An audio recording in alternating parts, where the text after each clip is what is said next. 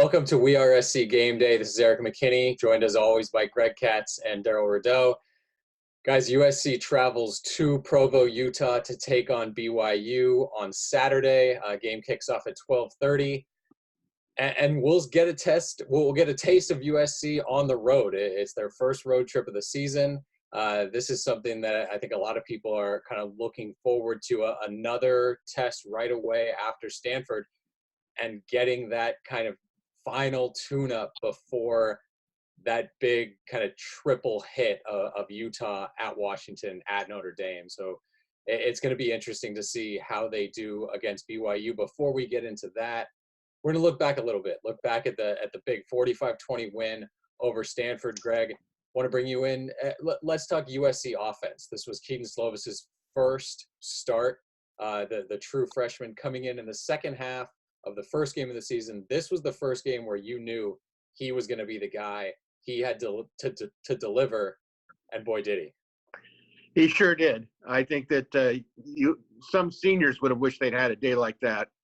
The fact of the matter is, I think the bar was pretty low for him because he was a true freshman and no one knew what to expect. I'm sure Stanford didn't expect it because, to me, Stanford really made a serious blunder in strategy.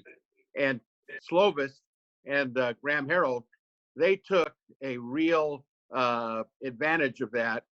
I didn't see much blitzing on Stanford's part. I didn't see a lot of twists on the defensive line play. Pretty straight up. They seem to want to see if he can pass it through, dropping 7 to 8 guys back. And from my perspective, Slovis proved that if you do that to him, he's certainly capable of throwing for 300-plus yards and a number of touchdowns. And, he kept getting more and more confident. And, what we don't know is whether against Stanford he had the game of his life, but it certainly was a great beginning for him. I thought for the offensive line, they did well, but then again, I didn't think Stanford did a lot to try to confuse them. I think the wide receivers did well. There wasn't much to complain about, in my opinion. So I'm going to take the win as a great win, but there's still a lot of questions to be answered going to BYU. What did you not get out of that Stanford win? I mean, obviously so much of the talk was about Kedon Slovis and the wide receivers. A few of them obviously had big games, but again, when you look back, what would you have liked to have seen maybe more from that USC offense against Stanford, or what questions are there still to be answered? Well, one thing I didn't touch on was the running backs. So that they did well. Okay, I thought that Stephen Carr, when he turned the corner there, I think he surprised even the corner from Stanford that he turned the corner and went right by him. I don't know if this offensive line is as good as it looked against Stanford. I'm not sure that we know what Slovis is going to be like when he's away from the Coliseum. That's not a complaint. It's a question that we're going to find out. And I thought that Harold called a pretty good game. The fact that they scored points in the second half was a major improvement for me. Daryl, let's flip it over to the defensive side. Again, looking back at that Stanford game, what were kind of the big picture takeaways for you? And again, you look at the USC defense pitching a shutout in the second half and really kind of helping the offense put Stanford away. After what Fresno State did to them on the ground, did to the USC defense on the ground, Stanford had that one long run, but just couldn't really seem to get anything going. Your big takeaways from the USC defense against Stanford? Yeah, I was surprised because I thought Stanford came into the game with the right idea in mind. It's to really try to exploit the youth and inexperience of this USC defense. They came out with some boots. They ran a couple of waggles, meaning a lot of misdirection, some counters and draws. They were really just trying to mix things up, keep USC off pace and off tempo. And you can make the argument that early in the game, it worked.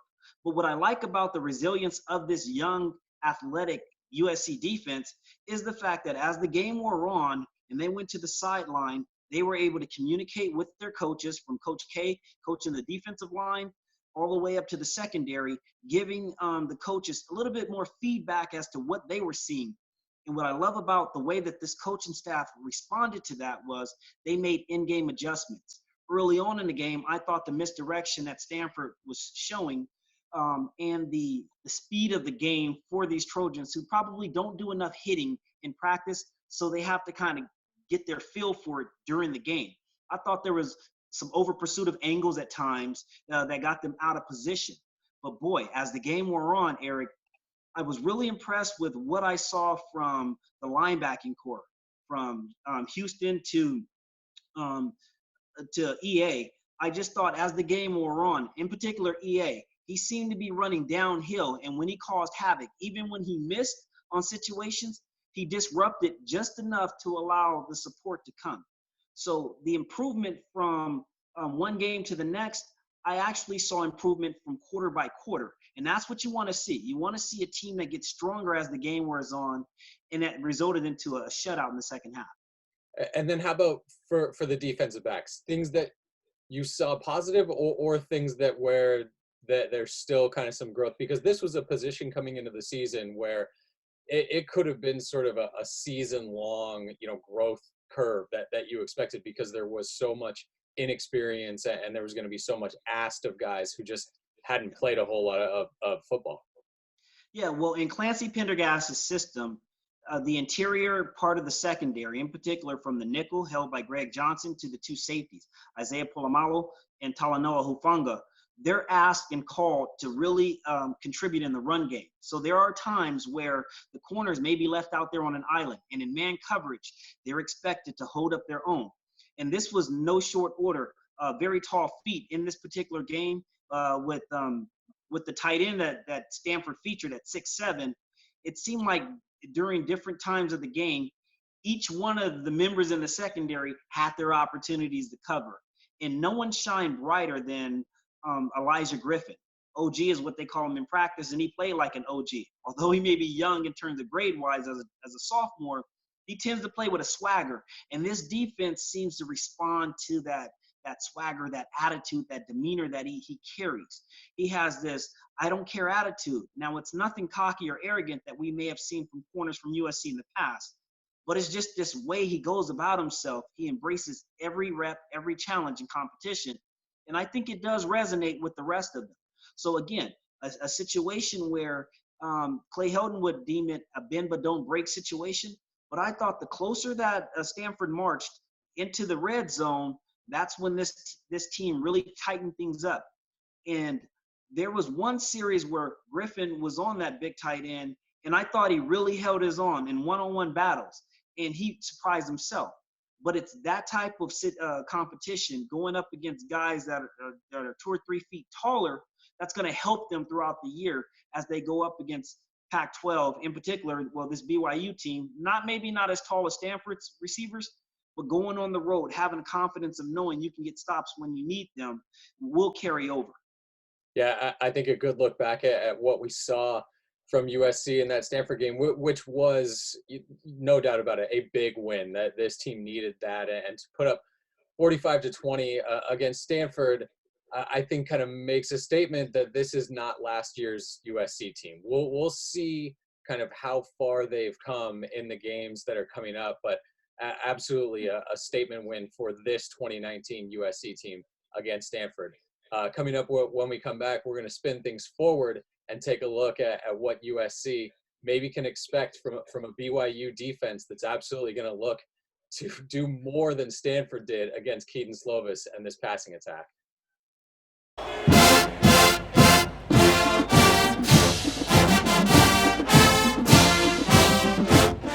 All right, welcome back. Eric McKinney here, joined by Darryl Rideau. And one of the big things about this game, USC going to BYU, it's the first time USC goes to another team this year, and the first time Keaton Slovis takes his act on the road.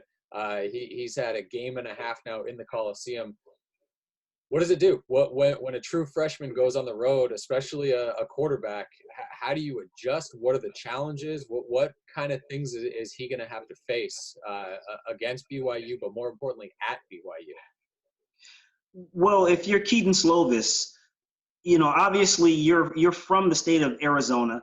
So for you coming to California alone and adjusting and getting acclimated not only to the weather, to the style, just to the flair of this team is a transition onto itself. But now after 2 games playing in the comfort of the Coliseum, you're now being asked to go on the road. And I recall back to my time at USC, whenever we traveled on the road was a routine breaker. It was away from the comfort and confines of my snuggly bed to the food that I normally ate. Everything was a little different. I was asked to be somewhere on time. I was asked to, to check in and check out and really try to temper my emotions, because from Saturday to the next, there's a lot of time. And oftentimes when you're a young player, the euphoria of all the great things are going through your head. You got people patting you on your back, telling you how great you are, but then you're constantly reminded that you have to reset everything, and you're embracing a team up in Provost, Utah, that quite frankly would love to do nothing more than to steal the thunder and knock you off. USC is coming into this game ranked for the first time all season. How will they deal with that? Again, starting to feel good about themselves, going on the road in a hostile environment against a team that one could argue could be potentially the oldest team that USC will face.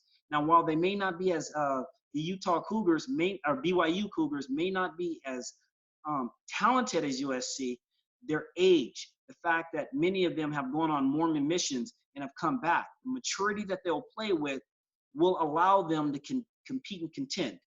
Arguably, between the two teams, I would say that BYU is more battle tested simply because of who they started their season with. Utah, going on the road against Tennessee. So playing the Trojans, there may not be that sticker shock, that anticipation that one would normally get if this was the one game on their schedule. But the fact that they're now coming home off of a high from coming from behind, they feel like they have a puncher's chance in this game. So if you're USC and this coaching staff, Graham Harrell, and you're trying to prepare a guy like Keaton Slovis, getting him ready for this game, you want to just make sure that he remains calm, cool, and collected like he normally is, in that you don't break his routine, but you put him in a situation where he can get comfortable very early in the game so you can take the crowd out. Now, what is BYU? BYU is coming into this game knowing that they cannot let Keaton Slovis go 28 for 33 for 377 yards and 3 touchdowns. If that happens, they have no shot. So right. Now the interesting thing, too, is that there's film. There's film on Keaton Slovis. Stanford had kind of it, and it showed maybe no idea what was coming from this USC passing attack that really didn't show a whole lot against Fresno State. Right. BYU has some film now. What do you expect from a BYU defense that has been good against the pass so far this season? Well, when I think about what BYU is going to do, I think back to the last 2 games that they saw. Against Utah, they saw a ton of 11 personnel, 1 tight end, 1 running back, virtually 3 wide receivers. But against Tennessee, they saw multiple fronts. So this is a team that understands what they're going up against. And the Cougars, defensively, they're going to come out with 2 high safeties, and they're going to challenge Keaton Slovis in this USC offense. If they decide to go 10 personnel with no tight ends, 1 running back, and 4 wide receivers, such as what they featured in the game against Stanford, expect BYU to have 2 high safeties, but underneath play a lot of man under 2 coverage, and then maybe sprinkle in a little bit of cover 2. And the reason why you want to play cover 2 against this USC team is because the offense is designed to take away hot routes or to attack your hot routes with slants and quick outs. The best way to defend that is to have a linebacker sitting in a curl and perhaps a corner squatting on those speed outs and see if you can perhaps jump some of those. And because of the speed and athleticism, you know that you have help over the top. So I do expect BYU to try to break USC's rhythm. And even I would not be surprised if they send pressure early to get Slovis moving so that they can narrow his windows and try to force him to play on one side of the football field. But again, if USC can establish the running game and really get themselves set the way that they did against Stanford when they were having early success in early downs, running the likes of a Vavai Malapai, getting him going and then countering that with Steven Jackson, I think USC can get into the type of rhythm that may perhaps see 90 to 100 plays, simply because I'm not certain that the depth and quality of depth that BYU possesses is enough to contend with the type of talent that they are going to see against these Trojans. Yeah, certainly how Keaton Slovis does and that passing attack, which made a statement against Stanford. How they do in this game is going to be one of the fascinating things to watch. Right after this, we're going to bring Greg Katz, and we're going to talk a little bit about that USC running attack and how that might fare against a BYU defense that has given up some big yards on the ground.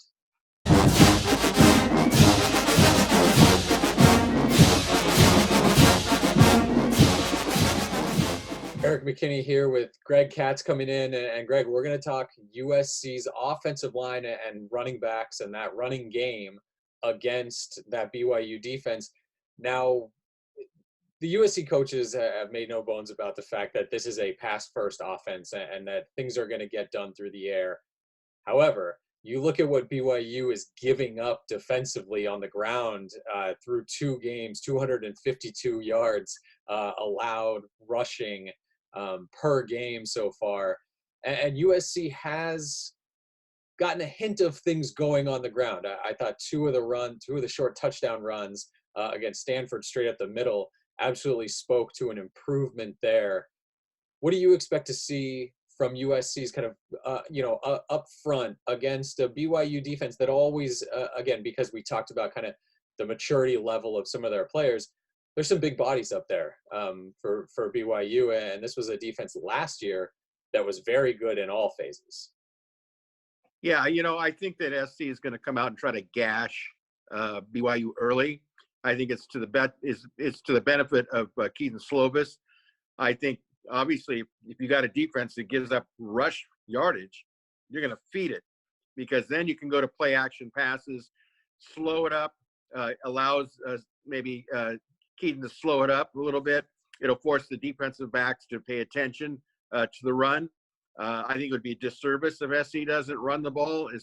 Maybe they're going to come out and throw the ball 5 times in a row. I don't know. But the bottom line is early on you want to establish the run, because the run is going to be there. And I think everybody who watched the game against Stanford would agree that Pavai Malapei and Stephen Carr were extremely effective. And that certainly did help Keaton Slovis. So I think it's going to be a real test, because the inside players, linemen for BYU, are very big and they're very strong. And I talked to Austin Jackson this week, starting left tackle for the Trojans, and he said they're big boys and they're physical, which is, it's a good thing. It's a good test for the Trojans, especially with Utah coming the following week, which we know is going to be physical. But I have a lot of confidence that SC will be able to do damage, and hopefully they, do enough damage that it really opens up the passing game. What have you seen from the offensive line so far? I think it was fair maybe to say the offensive line was, if not the biggest question mark on the team, certainly one of the maybe 2 or 3 biggest, just based on last season.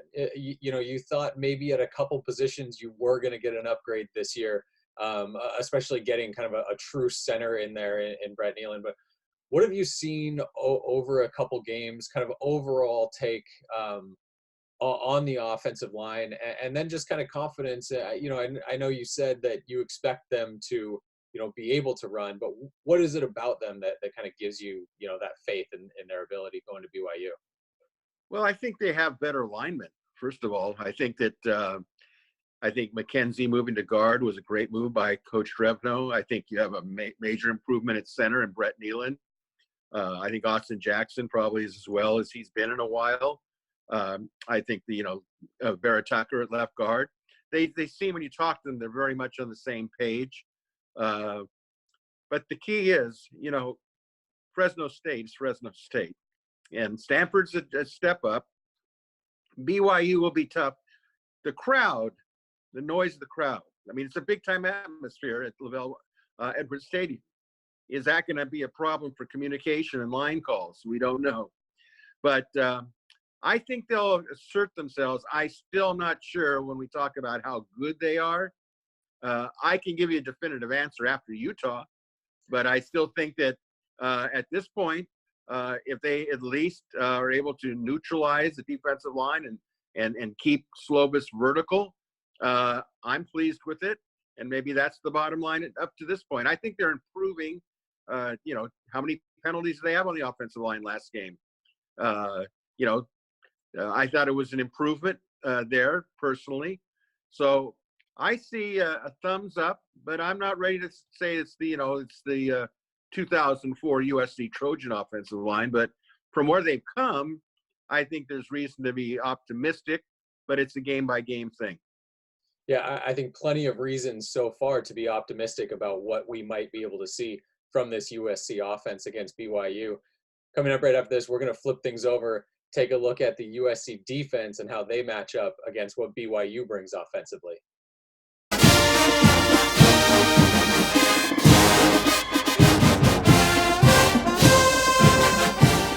Eric McKinney here again, joined by Daryl Rideau.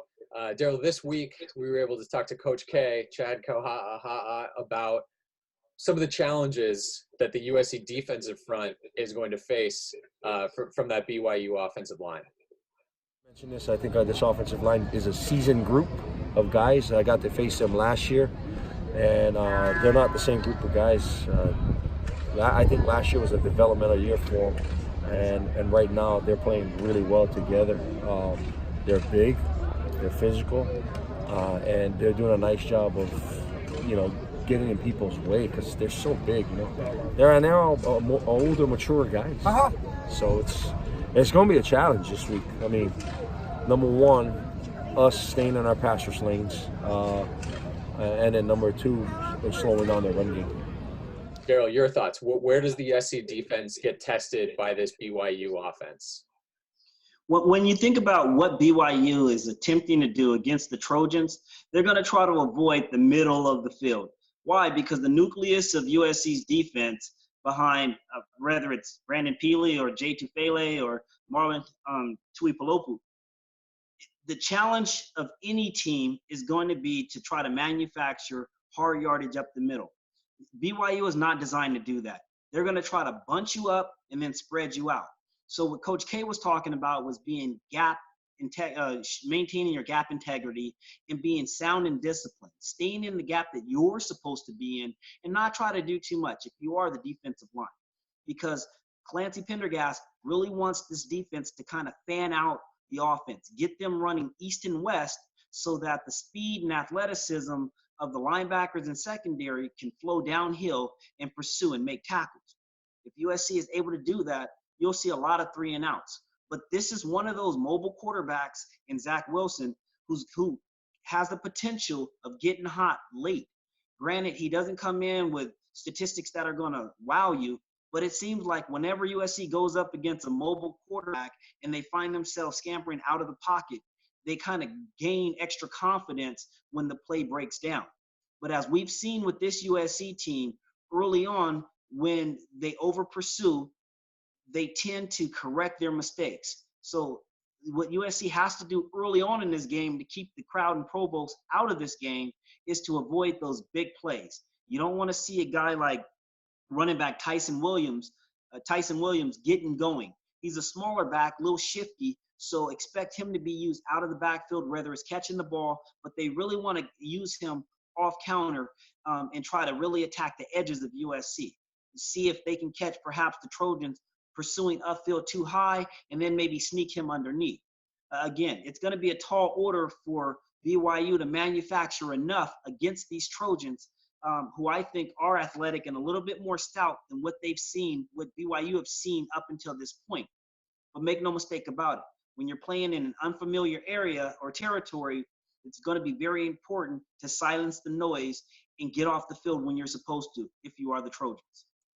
And I think one of the things that could be interesting to watch is how much kind of misdirection and that sort of thing BYU throws at USC. That's something that Fresno State utilized a lot. And we even saw Stanford, a team that doesn't do that a whole lot. They picked up on that too because of the success that Fresno State had.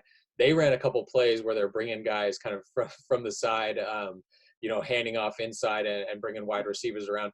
And we've seen BYU do that a couple times already in their games. They ran kind of a reverse flea flicker sort of thing where the quarterback ended up passing the ball after getting it back from the wide receiver.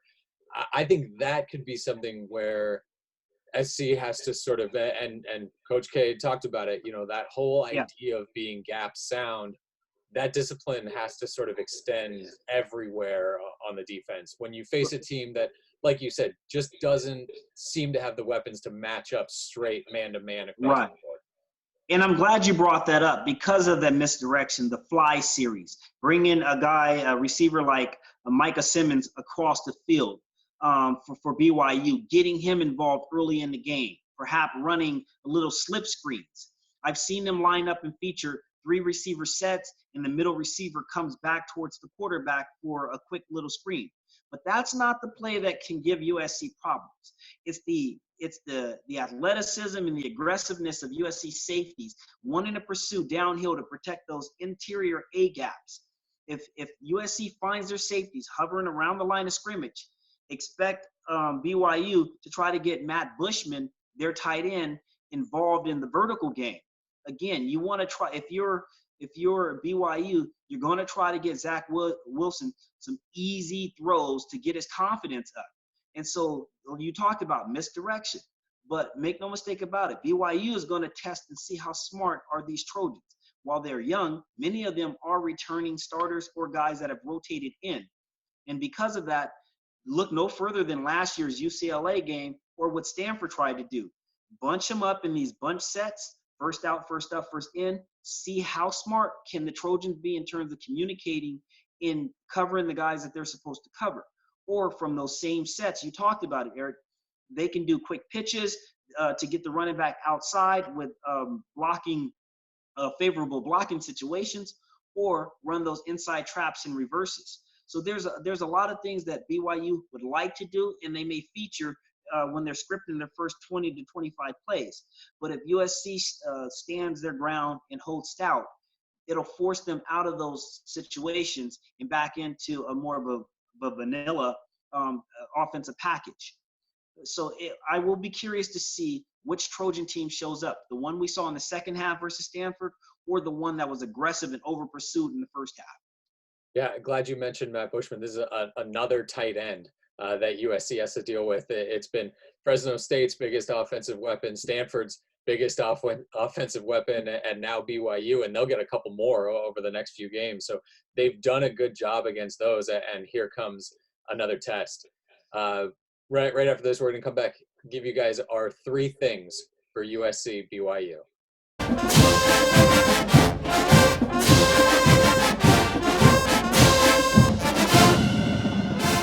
Welcome back. Eric McKinney here, joined by Greg Katz and Daryl Rideau. We're going to get into our 3 things. These are 3 items, stats, matchups, something that we think will help tell the tale of USC at BYU, who comes out on top. Greg, going straight to you, your 3 things for this matchup. Well, last year USC was 2-4 on the road, and the last time they were on the road was against UCLA, and that was not a very pleasant experience. So I want to see how USC poise under pressure with 60,000 fans barking at them basically as Cougars, and how they handle it as a team. Number 2, I want to see how Keaton Slovis handles it, because what I want to find out is, should they get to him and sack him a couple of times, let's find out what the kid is made of, but more importantly, what he's made of when he's getting off the ground and 60,000 people are going crazy in his face. So poise for him individually. The last thing I want to see is actually how this team deals with the elevation. Remember, it's a 1:30 game Mountain Standard Time. The temperature is supposed to be anywhere between 78 to 85 degrees. So you know that SC practices at 4 o'clock, which means they're off the field around 6. So let's see how they handle it in the teeth of heat. We'll see how great a condition they claim to be. Daryl, going to you, your 3 keys.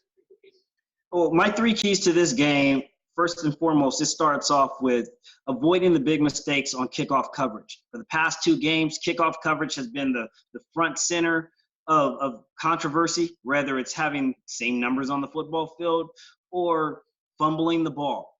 2 is on defensively, eliminate chunk plays play a sound 4 quarters of just quality football and force BYU to methodically have to beat them down the field. And then third, for me, is for the coaches, win the situational battles. Be prepared, stay engaged, and understand the flow and tempo. When to call a proper timeout, be in the moment, be in the game. So that onus falls on Coach Clay Helton. I think if USC can master those 3 areas, the rest will take care of itself. All right, and then my 3, I want to see them come out sort of on fire. The Stanford opening, you talk about the Stanford game being so great, but there were some mistakes early, and they let Stanford get up. I want to see if they really can put that game behind them and not be too high early and kind of get punched in the mouth. I want to see if they can come out and jump out ahead and be better than BYU like they should be. The second thing is with the run defense. Tyson Williams, he seemed to get on track a little bit against Tennessee, and he's a tough guy to bring down. I think USC is going to have to tackle well and tackle early, because BYU, they come in with some momentum, what they were able to do against Tennessee, that kind of game-winning touchdown run where the whole team ends up kind of pushing everybody into the end zone. They're going to want to do that against USC. USC is going to need to get him on the ground. And then number 3, how Keaton Slovis reacts to potential adversity. Watching the Stanford game, it's almost like he doesn't even know what's going on. He's so kind of loose and also in the zone at the same time that he seems, like the word unflappable was sort of created to talk about him, the way he played against Stanford. Something's going to happen. Some ball's going to get tipped, something there's going to be something where he has to kind of respond. And this is going to come maybe in this game on the road. I'm curious to see if he's dealt, some adversity, how he in particular responds. I think it's going to be positive because we saw what he did kind of early against Stanford and rallying the team. But if BYU kind of does have some tape on him and they can get into his head maybe a little bit, how does he adjust and how does he respond? So we'll see how kind of all those things play out as USC goes to BYU tomorrow to take on the Cougars. After this, we're going to come right back. Greg, Daryl, and I are going to give some Pac-12 picks for the weekend.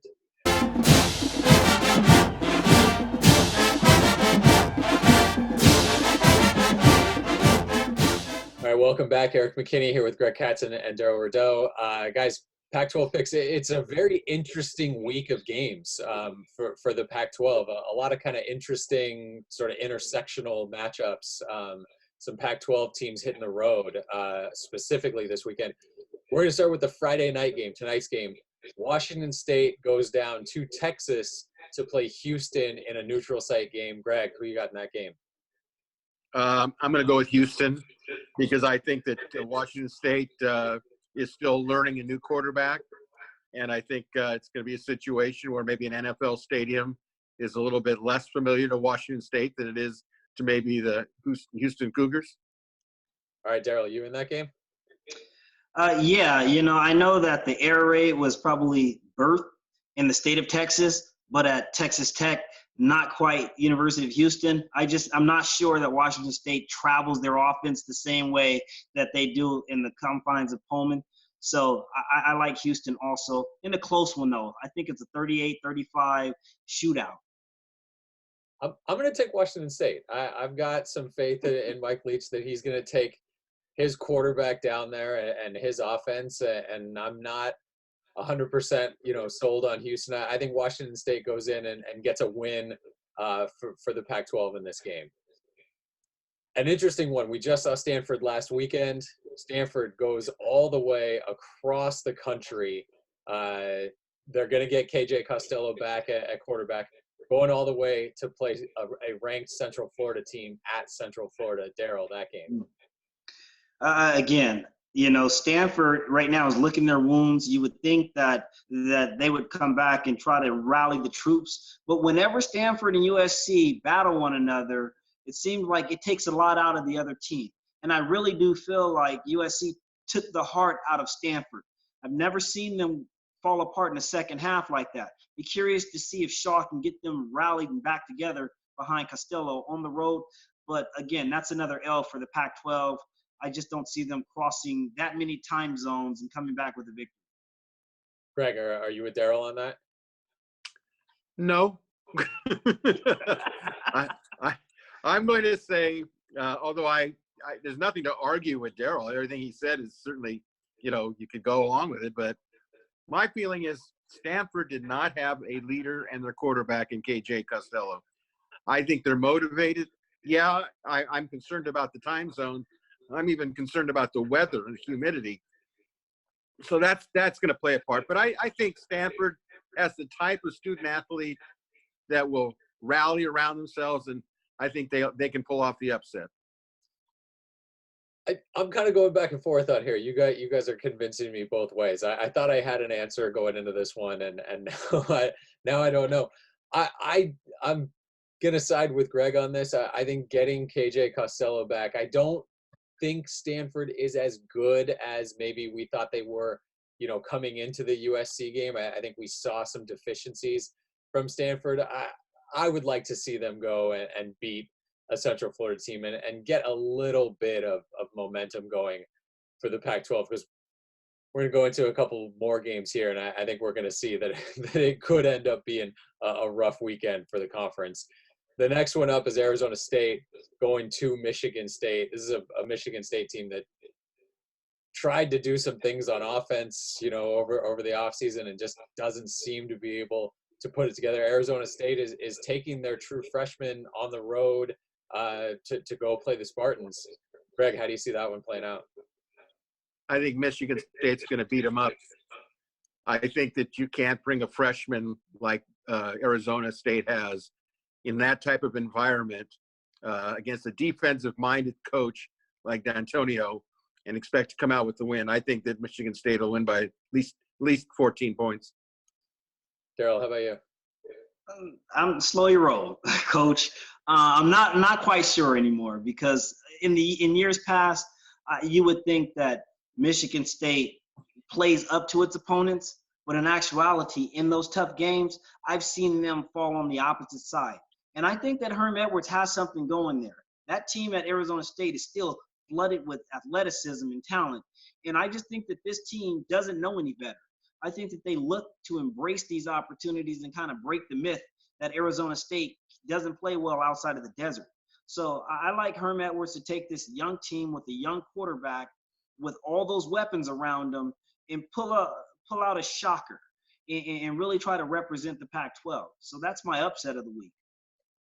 I do agree with Daryl a little bit. I don't think Michigan State can score a whole lot.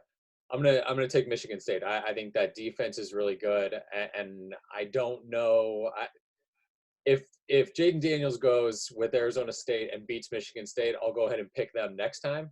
Right now, I'm going with Michigan State this weekend. Another one I'm going to assume that we are going to be in agreement on here. Oklahoma is coming to the Rose Bowl to play UCLA. I think the pick here should be, does UCLA keep it within maybe 30 points? I don't see anybody going with UCLA in this. Daryl? No, I think this is one of those stages. Playing in the Rose Bowl at the college level is like playing in Madison Square Garden in basketball. It's just one of those meccas that if you have any aspirations of playing and contending for a Heisman Trophy on your way to a national championship, you gotta shine and you gotta ball out. I expect Jalen Hurts to have one of those highlight memorable moments of Vince Young-like experience playing in the Rose Bowl. Granted, it's against the Bruins, so it might feel like, they got more competition in practice than what UCLA is going to display and put on the field, unfortunately. I can see this thing being a rout, 45-point blowout easily. Greg? Well, I think all you need to know is that UCLA is giving away 4 free tickets to every season ticket holder. I think they're worried about, 35,000 people showing up at best in the Rose Bowl. I think Oklahoma, they just named the score. It could be 55 to who knows. 10. I'm going to surprise you here. I'm not going to pick UCLA. I feel like UCLA has a way of keeping these games closer than you expect, maybe going into the second half. I do think it's Oklahoma, and I think it's pretty big, but maybe 25, something like that. The USC Stanford score 45-20. I we'll see. I have a feeling that UCLA can do something. If they can't do anything against Oklahoma, then everything we've seen from them is kind of maybe the way it's going to be the rest of the season. Moving away from that one, the one that matters, Daryl, we'll start with you. USC, BYU, your pick. Again, last year USC didn't fare well on the road, but this just feels like a different breed, a new era, kind of like the turning of the page. And Keaton Slovis has this Sam Darnold feel to this game, where I just feel like his energy galvanizes this team, and I do expect them to pick up offensively where they left off. But this team will go as the defense allows it to go. And if the defense shows up and plays with gap integrity, like Coach K talks about, I can see this being easy 45-17 type of USC victory again. If not, I can also see them struggling to pull off a victory. But in either case, I see USC winning the game and covering the spread. Greg.